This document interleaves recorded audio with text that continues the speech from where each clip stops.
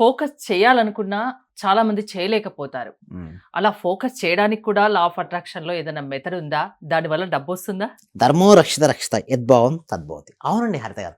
Reticular activating system అని ఒకటి ఉంటుందండి బ్రెయిన్‌లో. ఓకే. హ్మ్. వన్ ఆఫ్ ద పార్ట్ అన్నట్టు అంటే ఫిల్టర్ చేసేస్తుంది. అదేం చేస్తదంటే రెటిక్యులర్ యాక్టివేటింగ్ సిస్టమ్ దీన్ని ఆర్ఏఎస్ అని కూడా అంటారు. Reticular activating system. ఇదేం చేస్తుందంటే దేనిపైనైనా ఫోకస్ పెడితే దానికి అవకాశాన్ని చూపిస్తుంటుంది. అంటే మనం ఏదైతే చూస్తామో అంటే సపోజ్ మనీని సంపాదించాలని నేను అనుకున్నాను. వెంటనే నీకు సంపాదించడానికి ఈ మార్గం ఉంది, ఆ మార్గం ఉంది, ఆ మార్గం ఉంది, ఆ మార్గం ఉంది. 4, 5 మార్గాలు మీకు చూపిస్తుంది బ్రెయిన్‌లో ఒక పార్ట్.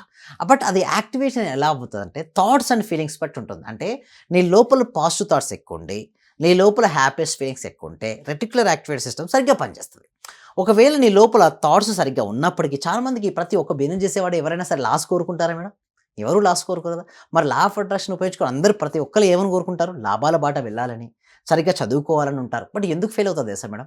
ఫీలింగ్స్ సరిగ్గా ఉండవు. అంటే థాట్స్ పరంగా అయితే వారు కరెక్ట్‌గా ఉన్నారు. బట్ ఫీలింగ్స్ ఏంటి మేడం? రాంగ్. అంటే సాడ్, ఫియర్, డౌట్ ఇలాంటి ఫీలింగ్స్‌తో పెట్టుకొని ఎలా సక్సెస్ అవుతుంటారు?